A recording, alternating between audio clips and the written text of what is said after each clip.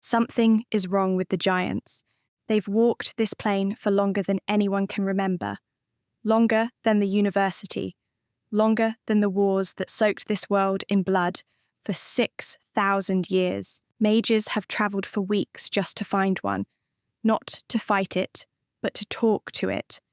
Because these things know things. Old things. Things that no library can hold. And right now, they are losing their minds. Across the vastlands of Arcavios, creatures that have spent millennia in quiet contemplation are rampaging. They're attacking at random, unleashing bursts of raw, uncontrolled magic, threatening anyone unlucky enough to be nearby. And the most powerful magical institution in the known multiverse, Strixhaven University, home to some of the greatest scholars alive, has no idea why. Here's the part that should bother you. These things aren't just old and powerful. Their existence is tied to a phenomenon so strange that understanding what's breaking them down might require unraveling time itself. That's where we're going today. To understand what's happening on Arcavios right now, you need to understand what happened to it not long ago. Strixhaven University has stood for over 700 years. 5 elder dragons, each one a living embodiment of 2 opposing colours of mana, founded it at the end of one of the bloodiest eras in this plane's history. 6,000 years of war. Species against species. Armies drowning in each other. And it only stopped because 5 dragons looked at all of it and decided to build something instead. 7 centuries of hard-won peace. Then, new Phyrexia showed up. If you're new to this, Phyrexia is a plane of flesh and metal horror. Its ruler, Norn, believes all life in the multiverse should be remade in her image. The process is called completion. It strips away your memories, your will, your entire self, and replaces it with metal and oil and absolute obedience. It's not death. In a lot of ways, it's worse. The invasion hit every plane. Arcavios was not an exception. Phyrexian portals cracked open the sky over Strixhaven's campus. The invasion tree, a massive, world-spanning biological weapon, drove its branches directly into the earth, collapsing tunnels, caving in structures, rupturing everything built underground. Faculty were captured, completed, turned against the students they had spent careers protecting. Your professors hunting you through the halls of your own school. When the portals finally collapsed and the Phyrexian tide pulled back, what was left wasn't victory. It was ruin. The Biblioplex, the grand heart of the university, was devastated. Memorials stand where faculty once taught. Whole research programs had to be rebuilt from nothing. Some students left immediately, unable to stay. Others extended their time, needing the walls, needing the routine, needing something familiar after surviving that. The scars are still there. They will be for a long time. Strixhaven survived, but it came out the other side different. Now, here's where it gets interesting. The invasion didn't just leave wreckage behind. It left Omenpaths. After March of the Machine, rifts started appearing between planes, natural, traversable pathways connecting one world to another. Suddenly, a plane that had been essentially isolated could receive travellers from anywhere in the multiverse. New students, new faculty, new knowledge, new threats. For a university, the implications are enormous. But Arcavios isn't just dealing with Omenpaths the way other planes are. Research from Strixhaven's own scholars has turned up something strange. This plane has an unusually high number of Omenpath openings and closings. More activity here than almost anywhere else. The paths between Arcavios and the rest of the multiverse are more frequent, more volatile, harder to predict. Nobody knows why. It's one of several things currently sitting at the top of the university's research agenda. The university's response has been very on brand for an academic institution. They formed a committee. The Path Ward now oversees all Omenpath activity. They approve travel, vet arrivals, escort people in, and make sure no student accidentally wanders through a rift into another plane. Again, and yes, the university's own documentation includes the word again, which tells you everything you need to know. Most of the campus has embraced the multiplanar reality with genuine enthusiasm. New fields of study, new faculty from other planes, an informal rivalry brewing with the Talarian academies, and a place called Prism University over who can attract the best mages. It's a whole thing. But not everyone is enthusiastic. Some scholars see every Omenpath as a potential invasion route. Another, Phyrexia, a different flavour of existential threat.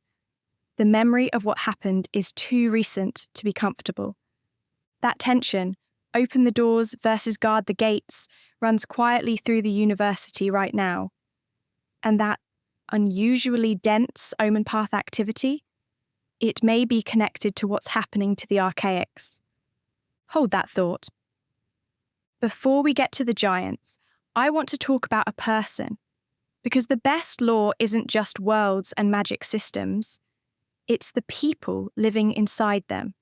And one character's story threads through everything here in a way that makes it all hit harder. His name is Quintorius Kand. Everyone calls him Quint. He's a Loxodon, enormous, elephant-headed humanoid with a high-pitched voice and the energy of someone who has read every book in the library and desperately wants to tell you about all of them. He is not a fighter. He's a scholar, nerdy, earnest, easily excitable, and absolutely terrible at pretending he's calm when he's not. He grew up poor, son of a nomadic shepherd. Before Strixhaven, he tried the Rundlestrom Military Academy and got expelled for being too clumsy, which, honestly, makes you like him immediately. At Strixhaven, he found his footing. He attended on scholarship, worked dig sites to cover the rest of his tuition, and spent most of his free time deep in the Biblioplex, hunting through old texts. His goal was personal: find the lost history of the Loxodon people. And eventually, with the help of a spirit mentor named Asterion, he did. He rediscovered Xanthafar, the lost Loxodon city, buried in caves near Strixhaven. For a kid who'd been told he didn't belong in an academy, that was everything. Then the invasion happened. The Phyrexians moved fast. Strixhaven's defences burned through almost immediately. Faculty were captured, completed. The students who survived were sheltering under whatever protection they could scrape together, mostly Liliana Vess, and an army of undead she raised to hold the campus perimeter. It was working, barely, but it wasn't going to hold forever. Liliana gave Quint a mission: go into the Biblioplex, find the Invocation of the Founders, a living spell woven into the very creation of Strixhaven by the 5 Elder Dragons, designed to protect the school from existential threat. Find it. Cast it. Drive Phyrexia out. Quint went in with 4 others: Zemone Wola, Ruther Squallheart, Dinah, and Killian Liu. What they found inside was a nightmare. The Biblioplex, the place Quint had spent more time in than anywhere else at Strixhaven, was gone. Not destroyed exactly. Transformed. Red sinew crawled across the walls.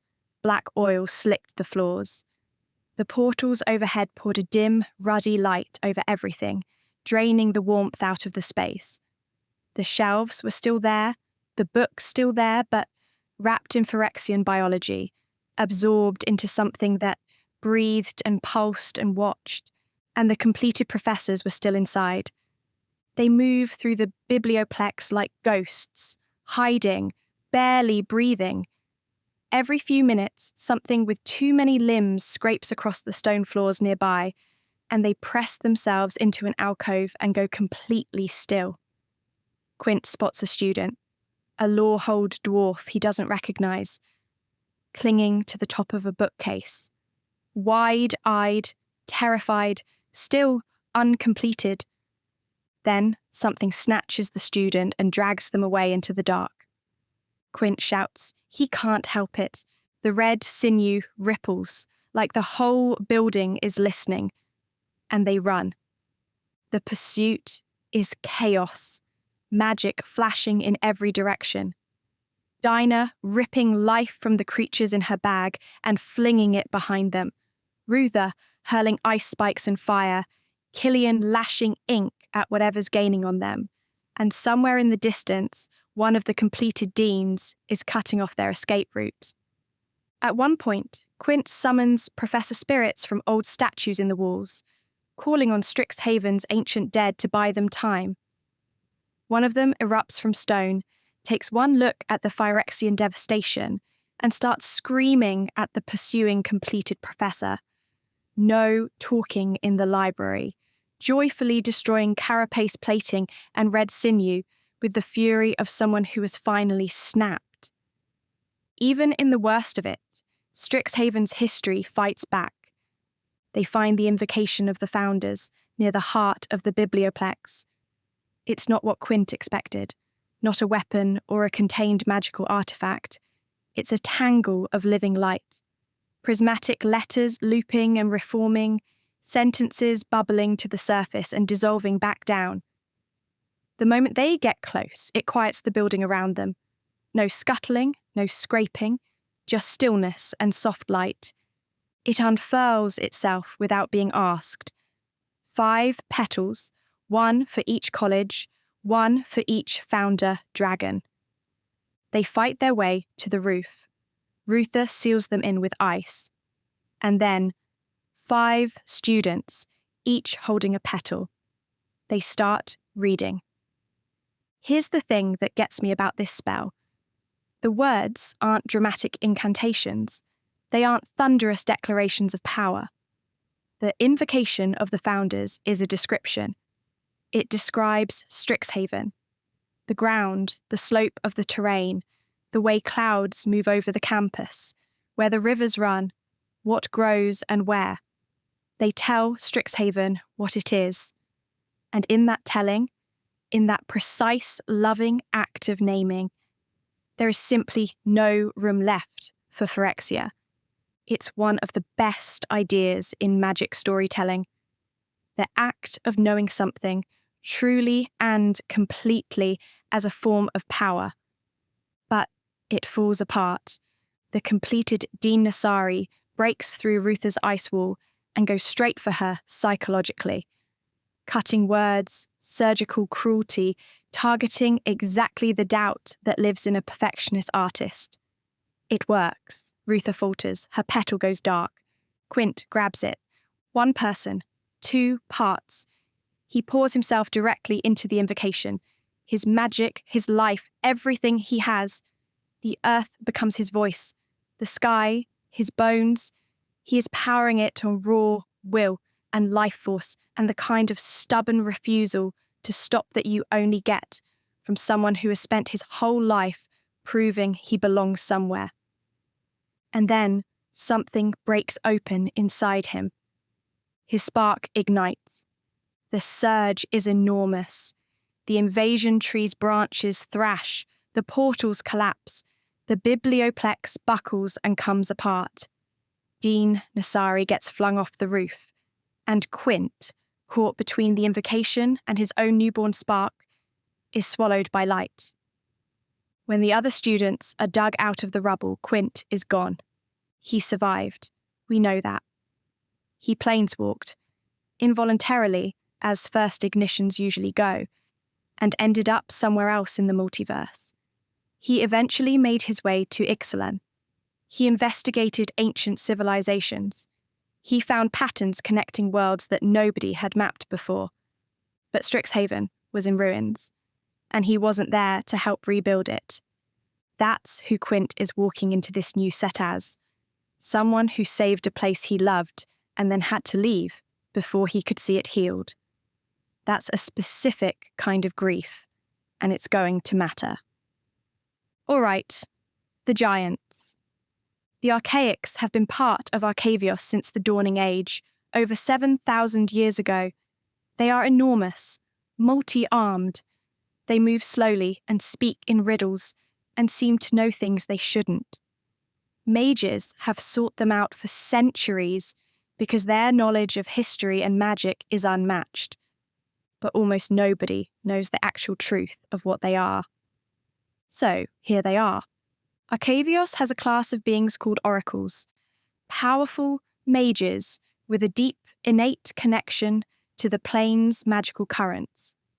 When an oracle dies, their mind and spirit don't pass on the way a normal person's does. Instead, they get pulled backward through time, dragged toward the overwhelming magical energy of the Dawning Age, 7,000 years in the past. And as those fragmented memories and pieces of a soul travel backward and compress under temporal forces we don't fully understand, they form a creature. That creature is an archaic.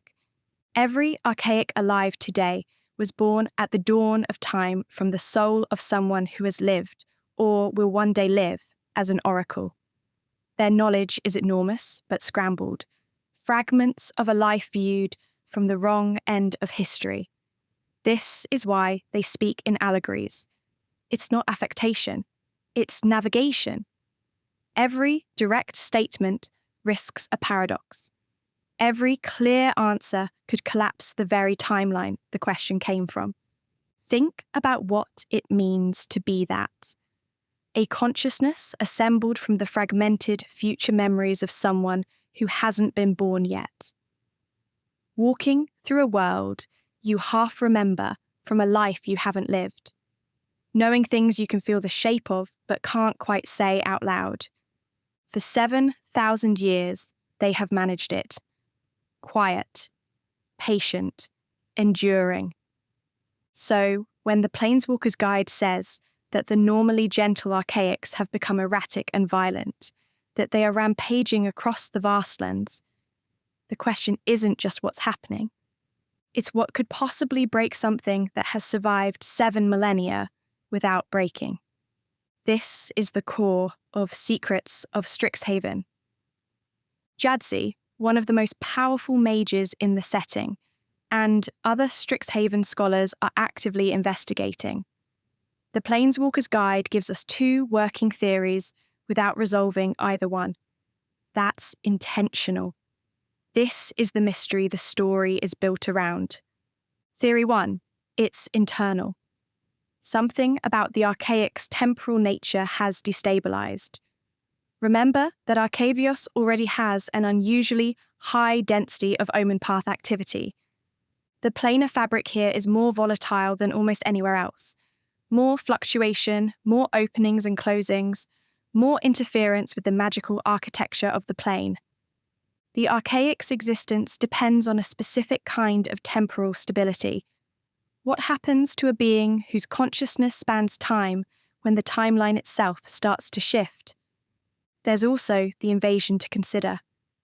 The snarls, ancient, knotted points of wild mana that trace back to the Dawning Age, that the Archaics are intrinsically connected to, were under enormous stress when the invasion tree drove its roots into Arcavios. Phyrexian portals tore open the sky.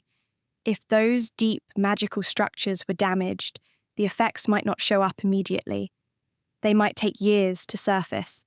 They might look, eventually, like enormous ancient creatures losing their minds. Theory 2 is darker. Someone is doing this. Deliberately. Targeting the Archaics through their temporal nature, or through the snarls, or through some mechanism we haven't identified yet. Using them as a weapon or clearing them out of the way for a reason we don't yet understand. The Planeswalker's Guide uses the phrase nefarious external influences. That's not a phrase wizards throws around casually. And here's what I want to leave you sitting with. The Archaics aren't just powerful creatures. They are living libraries. Each one carries the fragmented soul and memories of an oracle. someone who understood this plane deeply, who knew its magical history in ways no book can fully capture. That knowledge exists nowhere else. If the Archaics are being broken down, destroyed, what's being lost isn't just life. It's irreplaceable pieces of Arcavios' past, history that can never be recovered. The memories of people who lived and died in service of understanding this world, preserved in the only way the universe found to preserve them, reborn 7,000 years ago as something enormous and patient and strange. Someone may know that. Someone may be counting on it. The story for Secrets of Strixhaven is running now. 6 main episodes, 5 college side stories, all building toward what the set is actually hiding. The full release hits April 24th, 2026. Every college is present. All 5 survived the invasion, adapted to the Omenpath era, and are now navigating a campus that is simultaneously one of the greatest places of learning in the multiverse, and a community still processing serious collective trauma. The contrast between those two things is part of what makes this setting work. Quintorius is part of this story. He has to be. The emotional weight he's carrying, the school he saved and couldn't stay to rebuild, is too significant to leave off-screen. His return to Arcavios, if that's where he ends up, is going to hit differently because of everything we just covered. And the Archaics are still out there, still rampaging, still burning through whatever internal structure has held them together for 7,000 years. Jadzi is looking for answers. The university is looking for answers. And the story is just getting started. If you've been on the fence about Magic the Gathering lore, if the card game side has always felt like a barrier, this is a solid entry point. You don't need to know every set. You just need to know that something ancient is breaking down, and the people trying to stop it are scholars and students and a Loxodon who never finished his degree. If that sounds like your kind of story, the Abyssal Codex is where we do this. Magic, Warhammer 40k, SCP, any universe where the lore runs deeper than the surface. Subscribe if you want to keep going. We've got a lot more ground to cover. 7,000 years ago, something broke apart 2 worlds and knotted them back together into Arcavios. The violence of that event left scars. The snarls, the star archers, the Archaics themselves, that have shaped everything since.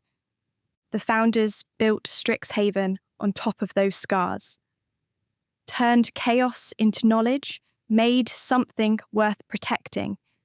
And now, 700 years after that founding, and 2 years after an invasion nearly ended all of it, something is reaching into the oldest wounds in this world and pulling. The Archaics are rampaging. Nobody knows why. The story begins now, and I don't think it's done with this plane yet. We'll be following Secrets of Strixhaven as the episodes drop, breaking down the story, tracking the threads, figuring out what's actually buried in this set. Stay close. Something is waking up on Arcavios.